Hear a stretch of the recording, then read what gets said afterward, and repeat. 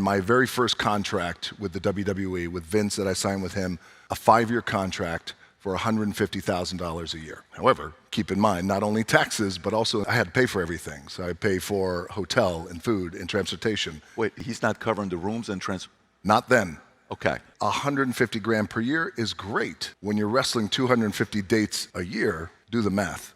Broke. What you're getting per match. Right. Look, I came from $7, so this, great. As I became The Rock, he wanted to renegotiate my contract about 2 to 3 years in. I said, I'd like to negotiate with you directly. He said, great, I love that. He said, what are you thinking? And I said, who's the highest paid, if you don't mind me asking? He said, Stone Cold Steve Austin.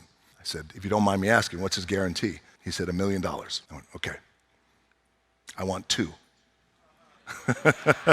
Oh, I know, the balls of that kid.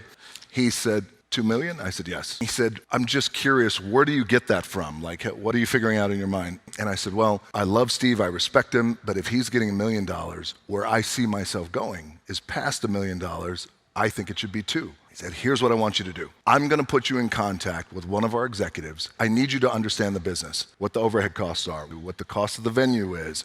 I didn't take 3 months. I mean, maybe it was just 2 weeks. And I learned as much as I could about the business. I went back to Vince. I said, I understand now. I'd like to match it at $1 million, what Steve is getting. Thank you for taking me through it. And he said, how much do you think you're gonna make this year? I said, well, my guarantee is $1 million.